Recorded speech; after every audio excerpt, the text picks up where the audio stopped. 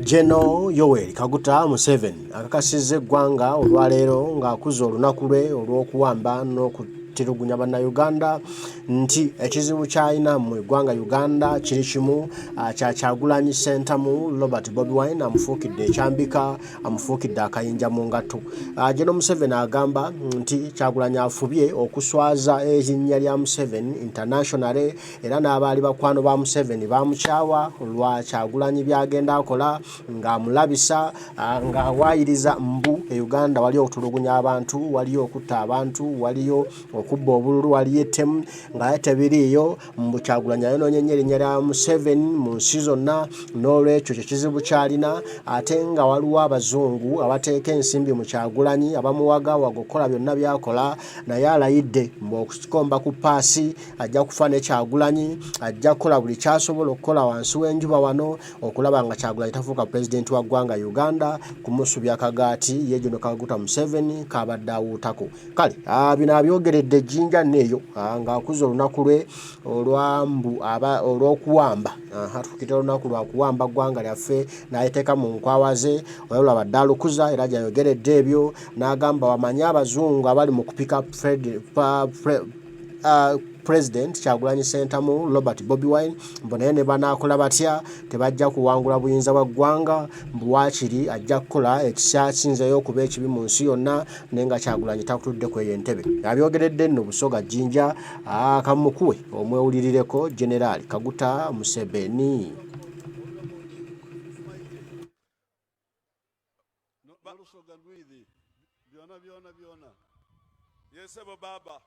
Era kyova obona nti oli Ssaabalwanyi n'abasoga bakufiirwaku olw'okuba nti enumi Donald lata ife president era bali kukoba nti n'2026 baku ballot paper.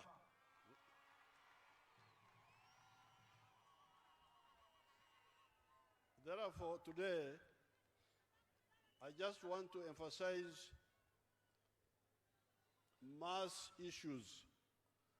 N'olwekyo olwaleero Pulezidenti alikwenda kwogera ku nsonga edo editugemaku ezikwata ku bamwananchi edigemagana ku muntu wa wansi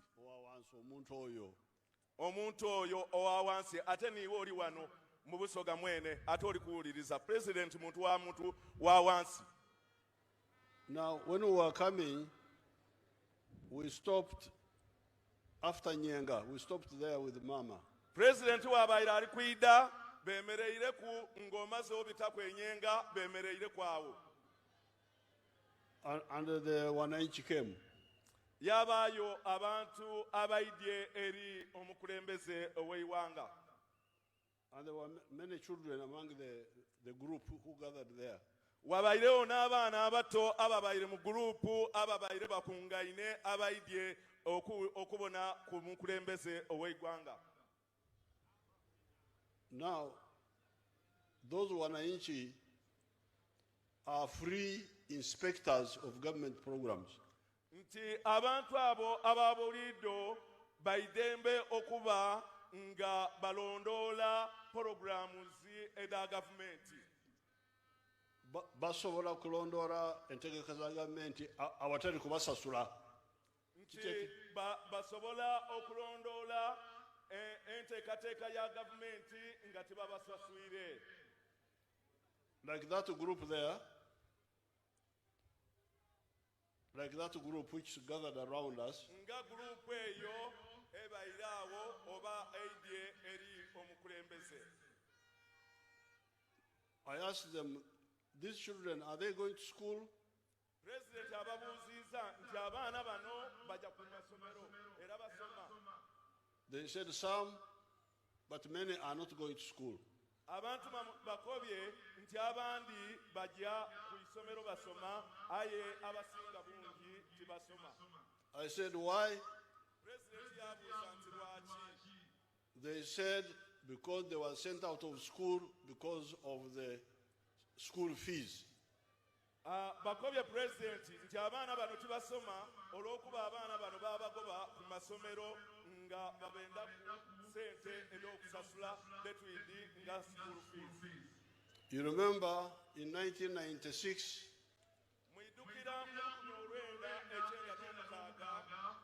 after that election, we introduced UPE.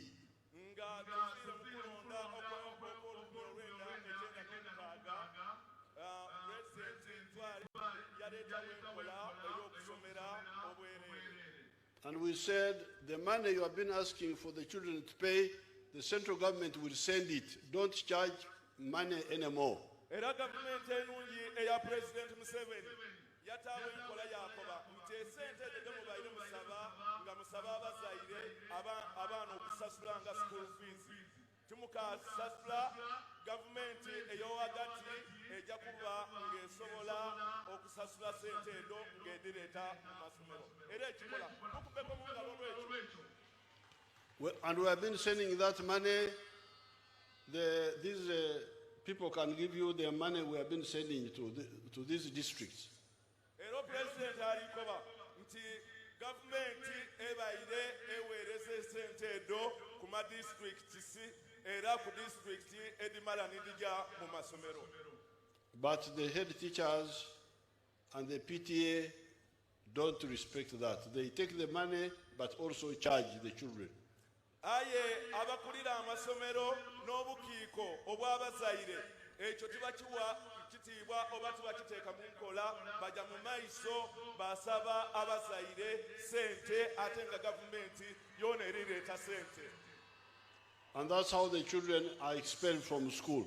Era ekyo nekireeteire abaana okuba nga tibaja ku masomero nga basigaire waka nga tibasoma olw'okuba headmaster basaba abazaire sente ate nga abazaire bazira sente. We told these people, stop charging these children money.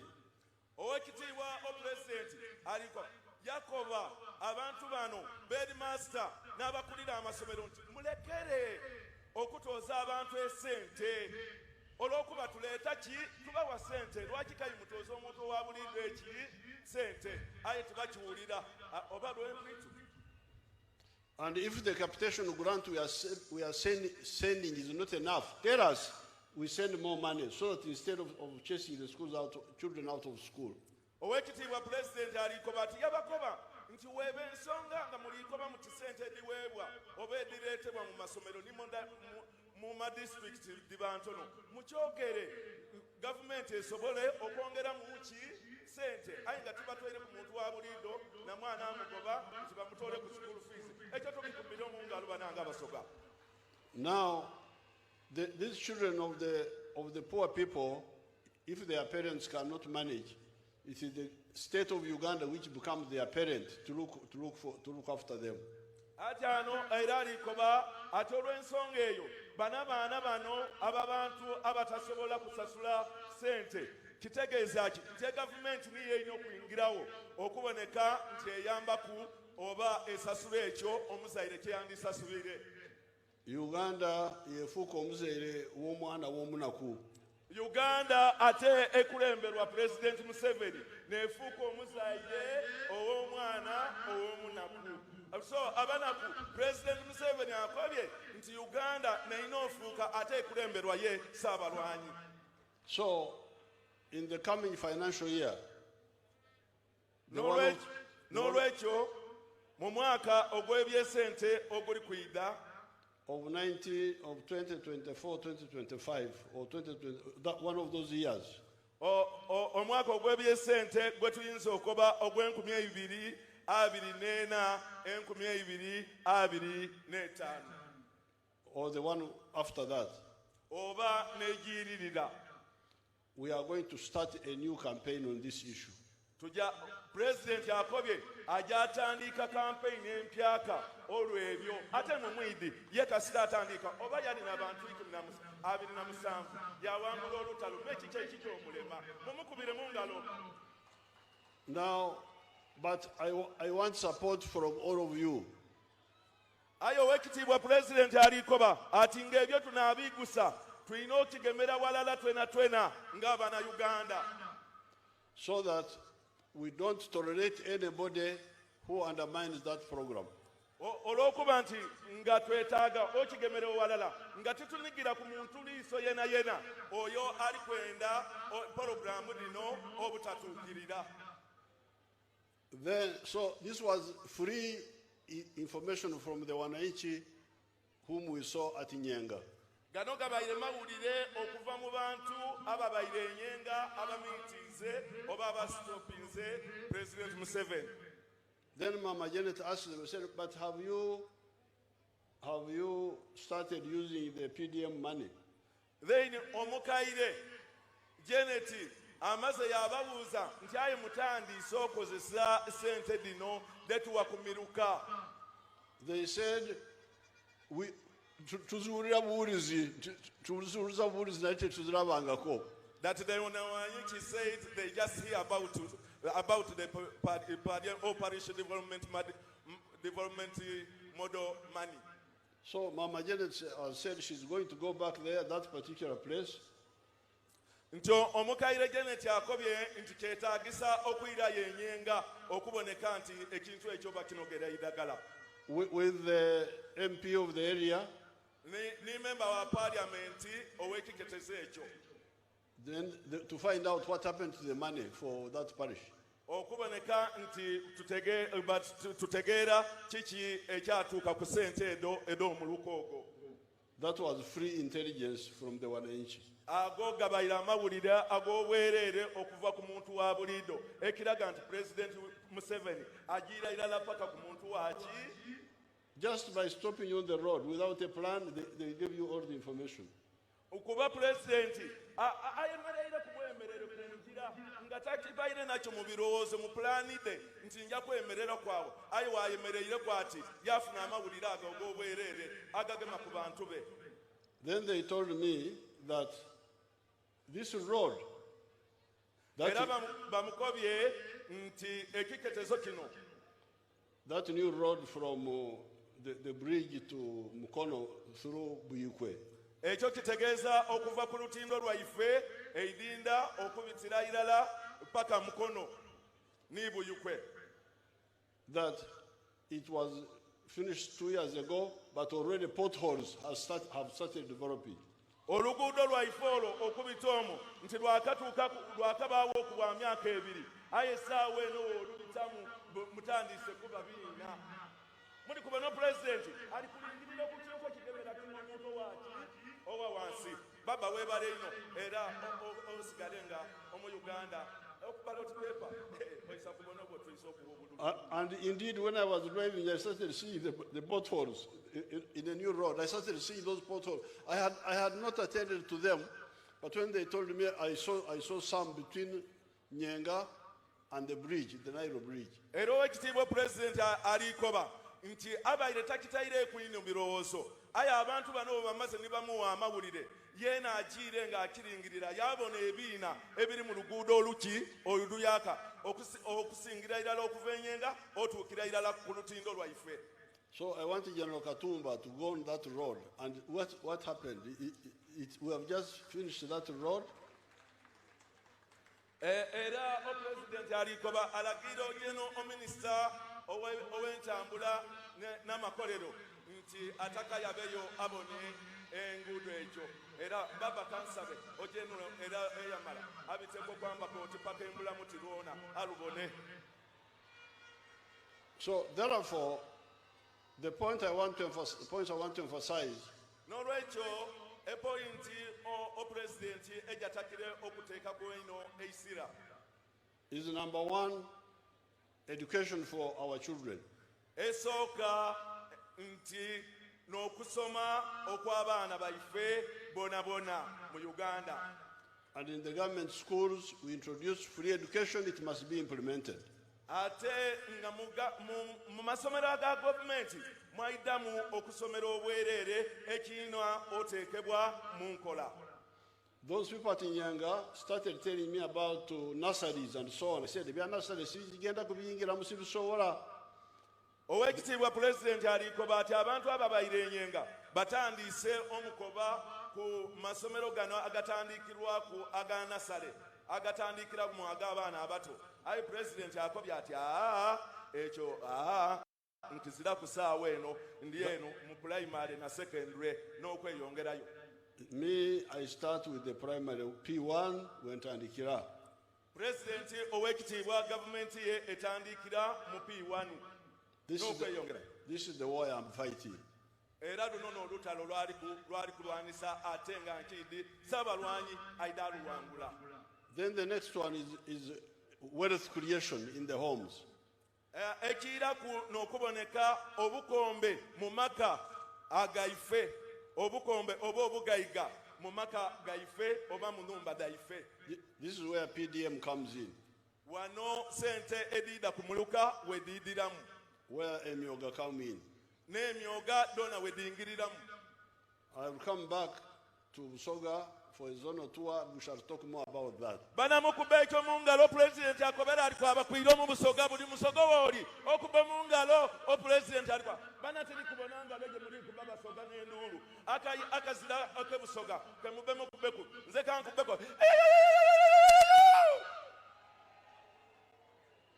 Omuntu mulamoji bwatyo bwachamusa abantu. Now the third one is health. It seems there is some issue also with the Amadagara Marwaro. Owekitiibwa president alikoba nti waliwo ensonga n'amadagala ya babanga wolikoba waliwo ensonga egemagana n'eddagala okuba mu malwaliro gaife. But that one also we are going to check. Owekitiibwa president alikoba ati ekyo kyona ajaji checkinga ku oba ajaji rondola abone lwaki. That group told me about the Marwaro and some issue of the drugs. Era abantu abo ababayirenyenga bakobye president bamukobera ebigemagana n'amalwaliro n'eddagala mu malwaliro. So it is easy to find out who is doing what in the villages. Ya owekitiibwa president alikoba ati kyangu ino okinoonendereza okubona nani alikola ki nani ali kuyingizaamu ki nani atalikola ki. Now the other issue is peace. Ekiraku ne okuba nga tuba n'emirembe. That one we are working on. The army is involved. I'm always directly involved. That one is moving well. Era ekyo ndowooza twena tukiikirira abana Uganda tukiikiriza nti okuba n'emirembe amagye gaife galikola bulungi ate baba amagye poliisi gafuuka gabana Uganda ga bulido tini galege twaboneranga mu motoka abantu bagatya gano oba nijeno yaba otitijeno olw'okuba wagata mu discipline webaleyo baba abasoga bakulage okwebasa kwekyo. In spite of the bad situation in Congo, in Somalia, in South Sudan, and the infiltrations which we get from there once in a while, the Uganda is very peaceful. Ya akobye ngotwaire ku embeera edindi ediri mu nsi editulira inaine nga South Sudan mu Congo edidawo olumu n'olumu aye okutwalira owalala tuyinza okuba nti mu mbeera ey'obutebenkevu tuli bulungi ino. Now then the next issue of the masses are the jobs for the young people. President akobye nga tutoirako ebyo byonna byotwakabala ekintu ekindi ekigemaku ate nga kigemaku buli muntu wa bulido n'okuboneka nti abavubuka n'abana Uganda bafune emirimu n'ensonga ey'emirimu.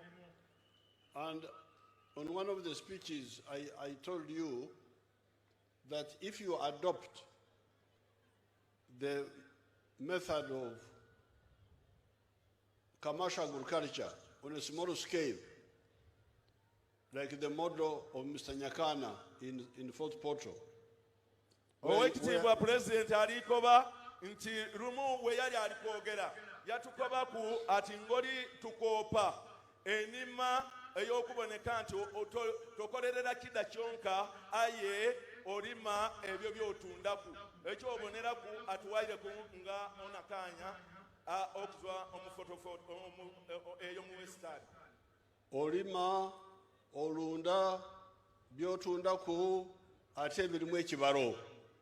Olikulira nga olima watundaku ate ng'otayiremu ekibalo olima n'okulunda byonna wamu n'okwaya n'okwaya okulima n'okwaya byonna byonna ate nga obitairemu ekiki ekibalo. You can, like Nyakana in Fort Portal, is employing 10 people. I think omukulu Nyakana okuva mu Western Efotopoto yawa emirimu abantu nga 10. Now, we have got like 9 million families in Uganda. Mu Uganda tulina nga families oba amayumba oba amaka nga emiliyoni 9. Let's say the ones in the villages are 7 million. Singa tukoba nti amaka ago agali mu byalo singa gaba emiliyoni nga 7. And most of them have land. Ate nga bona baine eitaka. If each one employs 10 people, singa emiliyoni edo omusanvu ediri mu byalo singa buli family oba maka singa gawe emirimu abantu nga 10, we shall have 70 million jobs, more than the population of Uganda. tuba nga tulina emirimu emiliyoni 7 okusinga ku obungi obw'abantu abali mu Uganda. We shall have to import workers from other countries. Era kinaba kisaba nti tufune ku abakozi okuva mu nsi edindi edituliraine ni mu nsi yona yona. And it has happened before, because when the British introduced coffee here and cotton, we didn't have enough workers.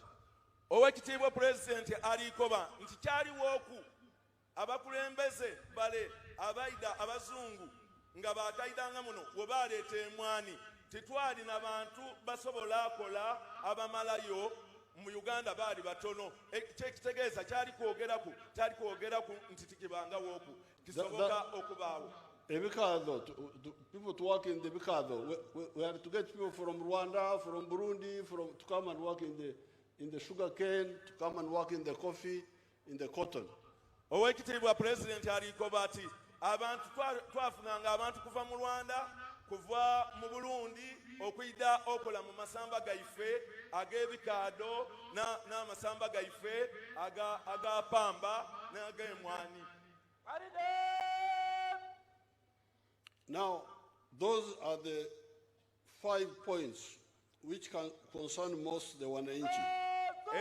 Edo n'ensonga 5 edigema ku muntu owa bulido.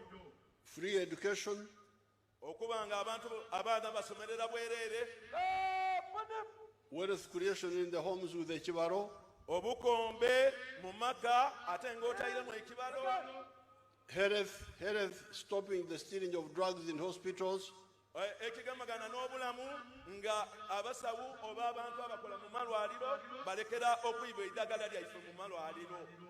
And those who say health issues can't be done properly are wrong.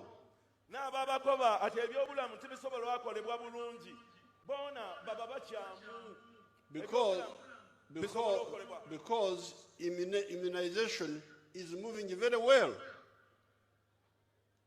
Immunization okugema.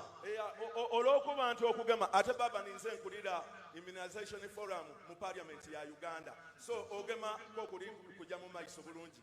It's doing well. Baba kyaliko banti abaana webagema wetwali era emyaka gire egy'ekinaana nga President Museveni akalikwida mu buyinza abantu balinga balema polio yafuukanga polio endwaire dino edekuluzima ayi baba olwai that polio okugema abaana endwaire edo bikoze bulungi ate tena nkisemba kuba ninze chairperson wa immunization forum mu parliament ya Uganda. Omulamu oje akoze bulungi akoze speech ye.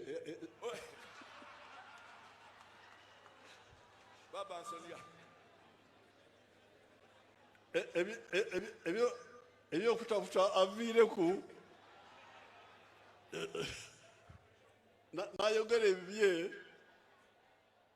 aye ebyomulamu ogi bikwatagana n'ebyange n'olwekyo mpagira omulamu ogi kyakobye nanze nakyengoba. Baba tweyanziza. As he was saying, some of the diseases have disappeared. Nga President wakobye endwaire dindi dabulawo. Polio disappeared, measles disappeared. Polio yabulawo. Olunkusense lwabulawo. We are now telling the young girls about the kokoro, the cancer of the uterus. Sawe no president yaliko bantu government eribanga ekobera abaana abato abaisuka abawala okundwairo ya cancer owana baana. All those are doing very well. Awona wona birikola bulungi. So if vaccination can do well,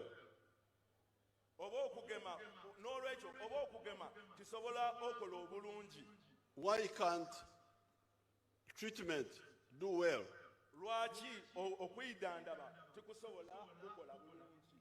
The problem is only in stealing drugs.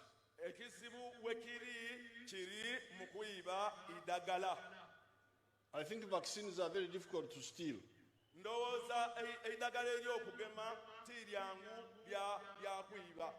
Because it needs cold storage and so on.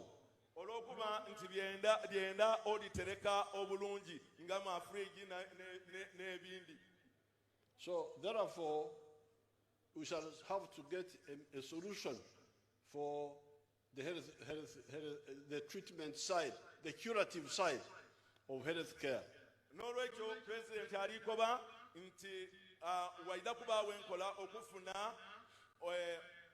Okuboneka eidagala okulinogera eidagala abo abayiba okuboneka nti obwidandabi bubaawo bulungi mu malwaliro. Now the other issue is peace and then jobs. This is for the wananchi. Kino ensonga eyindi n'ebyemirimu n'okuba nti tuli mu idembe. Now on the issue of the roads, President alikoba ati ku nsonga egemagana n'enguudo. The roads here in Busoga, there are many roads which we want to do, but we shall start with some major ones which we have been trying to work on for a long time. Ya owekitiibwa abasoga mukuba mu ngalo akobera ate ebigemagana n'enguudo. Wano mu Busoga waliwo enguudo egirina okolebwaku aye twaba atandika n'eje gisinga obunene ng'okuzwa okwambaka otyembulamu ti baba olwo nga lunene. Kata omuli datandise okwogera ebibye. Now, the one I have in my head is the one from Ginger Bridge, Budondo, Mburamuti, Kamuli. O president oluguudo olumuli omumutwe nirokuzwa okulutindo obita kwamba koti Budondo Butagaya Matumu oyabe Mburamuti paka Kamuli paka Bukungu. Now that road we have been putting on companies, but it will be done. You can be sure it will be done. Nti oluguudo olwo babaire batandikangawo abajo olukola kampani aye era luyida akolebwa baba webale ino. I haven't checked the latest, but it will be done. It's one of our priorities. President akobera ati oluguudo nilo okunguudo gisooka era lwaba akola nankubadde ali kwaba kyekinga. Now then there's the road from Kamuli to Bukungu. Oluguudo okuva e Kamuli paka Bukungu. That one must be done. We have been talking about it for a long time. Nti lwona lwogeirwaku okumala ebbanga inene era lwona lutekeirwa okuba nga lukolebwa. Then there's a road from Iganga through Luuka to Kamuli and Kaliro, I think. Ya obaba alikoba ate eriyo oluguudo okuzwa Iganga obiteruuka obite eikaliro obito mu ikaliro meka iso tuukire kimwe Kamuli oluguudo olwo ena madope wadi baba tentaka kwongera mu byange. So I know there are other roads, but if we could do those first. President alikoba ate eriyo edindi aye singa tusobola okola edyo mu kusooka singa tutandikira ku edyo dakobye. But I'm a bit proud because we have done some of the roads.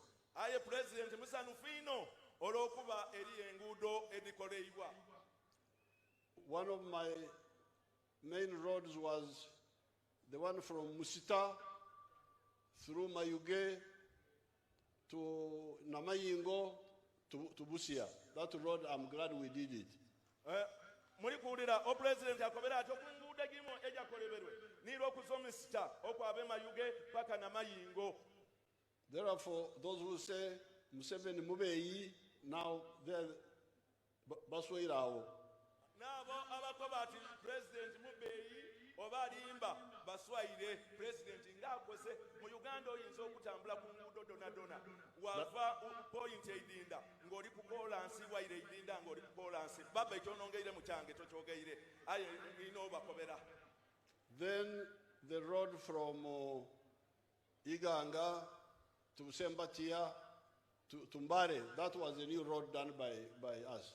Nga oluguudo okuva Iganga okujja Busembatya paka Mbale lona luguudo olwakolebwa nisebalwanyi government eno eyenarem ekulemberwa president Museveni ate yo tujja okwongera ekisanda.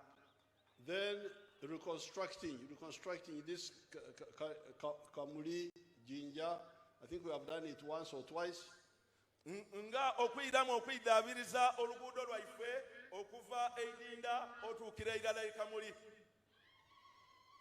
nga oba lukola. And then also Iganga Kaliro, we also did it again. Era nga n'olwokuva Iganga okugira irala paka Ikaliro bana oko mukimaite mukubireko president omungalo enguudo ejo abandi balimba ayo president aliko kutumula okujifekiriwo. Then the roads in Jinja town. Nenguudo ejo mu Jinja town. Some of them have been done. Now, the Maram roads, there has been a problem of underfunding for the Maram roads. We were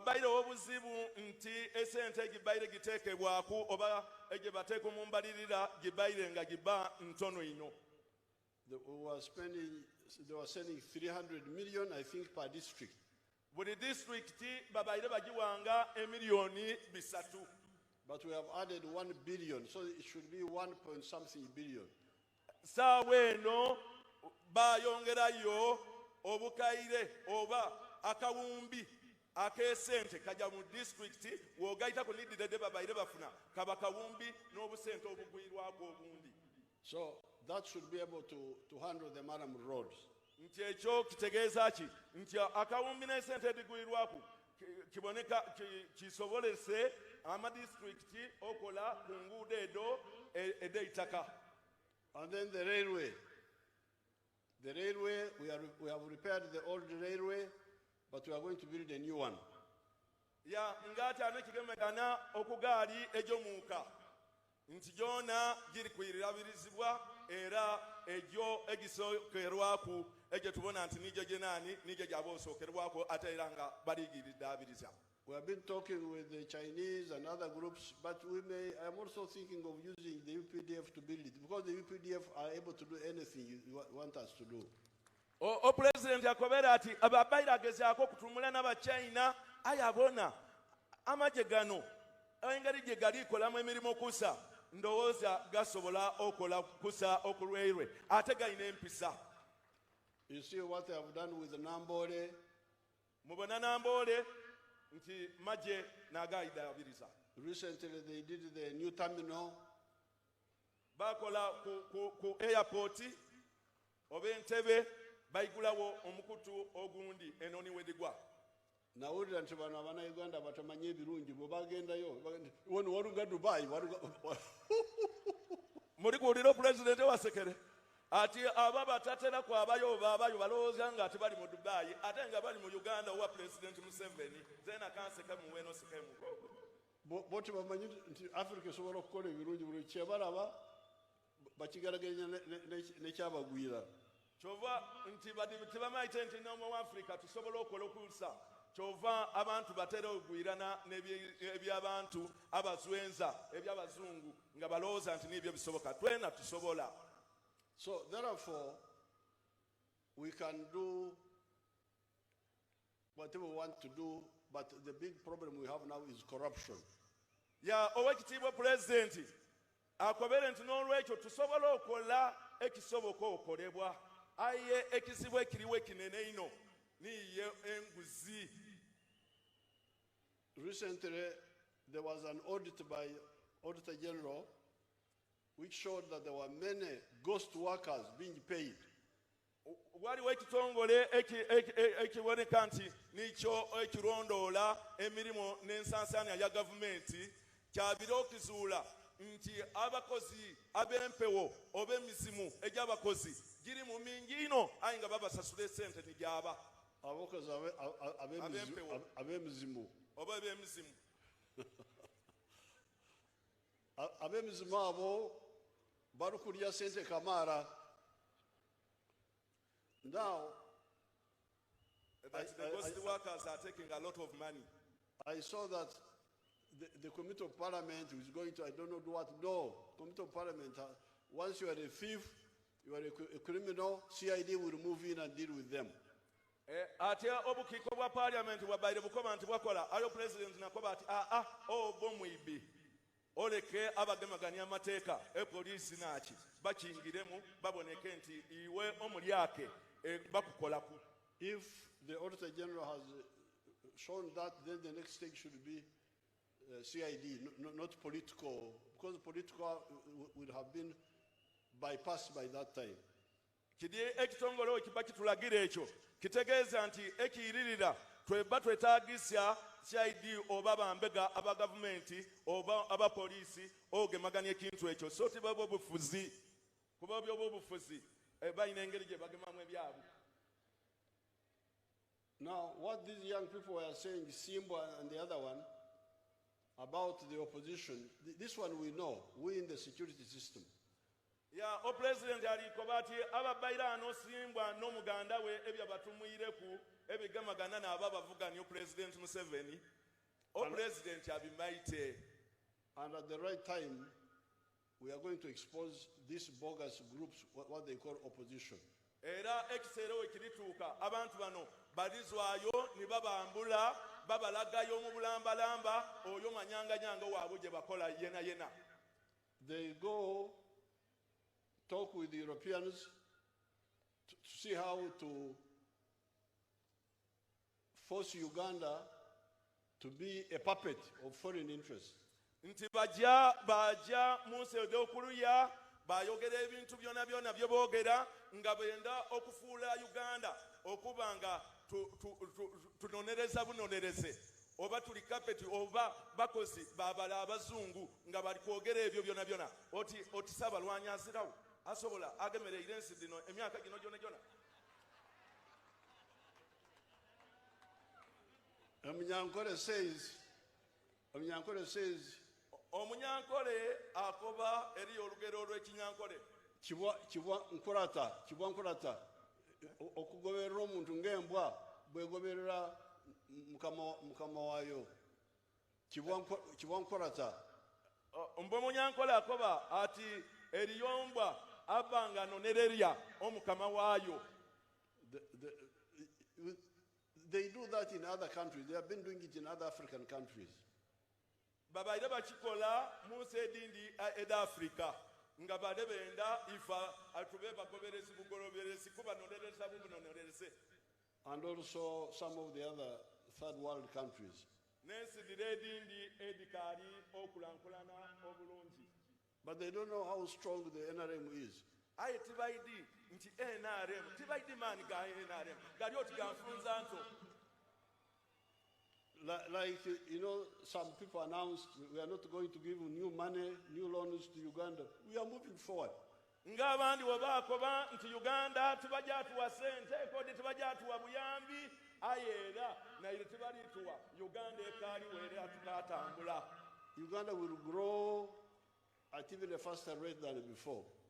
Era Uganda tulikulankulana ku speed eyamangu mangu okusinga ku wetwali yetu biseyo oba yetufiire. Because the strength we built it by ourselves. Olwokuba obuvumu bwaife bwe tuzimbye tubuzimbye ku musingi gwaife bene. The only people who helped us, okutolaku abantu abo abatuleka kweinuma, 2 African brothers, ensi ibiri edomu Africa, Mwalimu Nyerere, owekitiibwa omugenzi Mwalimu Nyerere eyali president wa Tanzania, and Samora Machel. ne Shamar Machel. That's all. N'abo bonka. All the others, if you want to help, you help. If you don't want, bye-bye. So ababakoba oba benda otwamba batwambe oba tibenda byaigwe Saabalwanyi aliwo aida kukulankulanya ensi eno. Therefore, those who miscalculate N'olwekyo ababa bala obubi that Uganda is a typical neo-colonial African country, nti Uganda n'ensi eyo ey'owansi eino mu Africa Zebamanyira. President Museveni dirensi edindi debamanirira. The Uganda is under NRM is a totally different cup of tea. Uganda yandawulo ino. We built our strength by ourselves, Obuvumu bwaife twabuzimba bene, and we can defeat anybody who challenges us here in Uganda. era eyepankira ku Uganda yena tusobola omukuba oba omumalawo oba omuwangula, Regardless of who backs him. ng'otwaire ku ebyo oba nani alituwagira oba nani alituwagira ife bene. Kaguta Yoweri Museveni asobola okugema mu kintu kyabanga bwali kwenda. Si Kaguta mwene, Government. Kaguta n'abana Uganda abalwanyi ba Kaguta Uganda. n'abana Uganda bona ayi baba nibo tudumira. Therefore, what these young people are saying is true. At the right time, we are going to expose them. N'olwekyo banaba bairano kibyobogeire bituufu. Ayi baida kutuuka ekiseera babalage oba baanike amazima gaibwe. Finally, I want to thank the people of Busoga. Ekisembayo Kaguta Yoweri Museveni atako kwebazya alikwebaza abantu ab'ebusoga because they took part in our struggle. olw'okuba abantu ab'ebusoga bali ku bantu abamu ab'enigira mu lutalo olwaleeta gavumenti eno mu buyinza. Mukikubire mu ngalo abasoga. In 1972, I was with Kasada. First of all, we went to Busesa. There's a town called Busesa.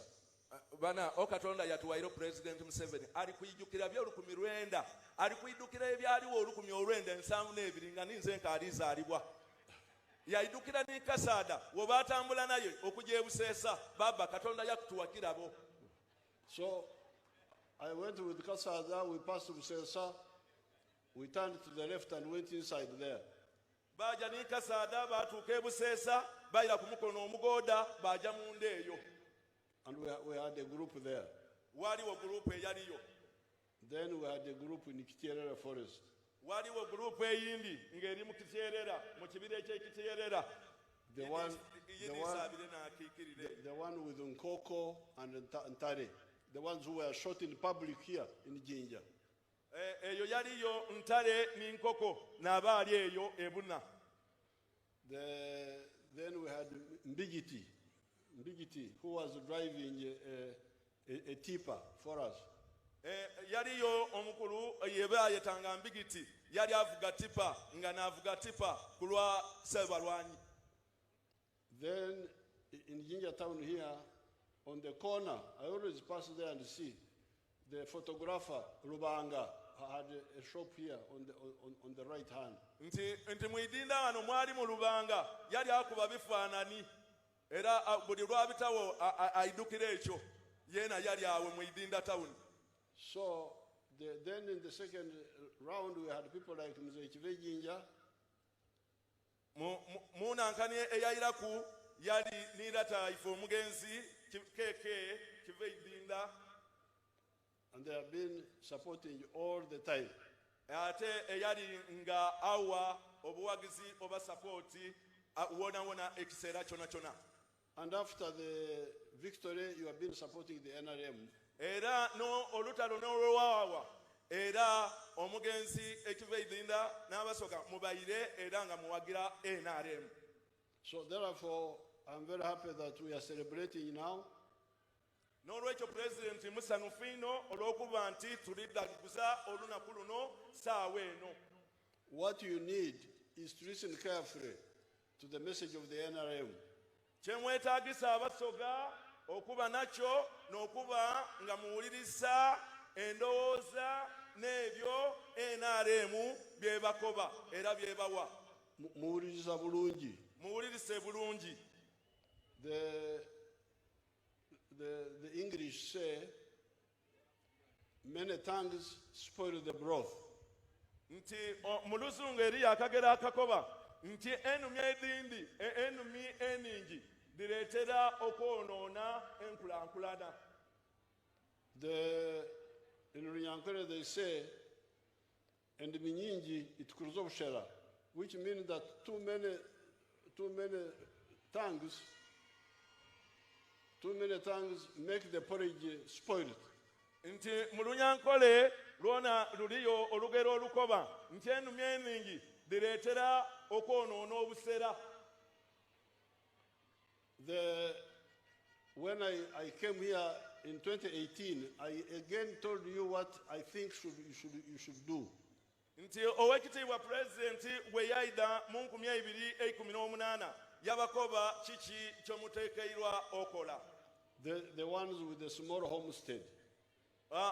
Okuboneka okola niimwe omuyina amaka amatono. Like the ones of 4 acres and less. Abayina ekyokuboneraku abayina eitaka eriweza eka eina. N'okwira wansi. N'okwira wansi ina isatu ibiri indala. In 1995, I was here talking about the same thing. Nti ni mu 1995 President Museveni yali ayogera ku kintu kirala ekyo. You never heard me talking about a bikado for a small person.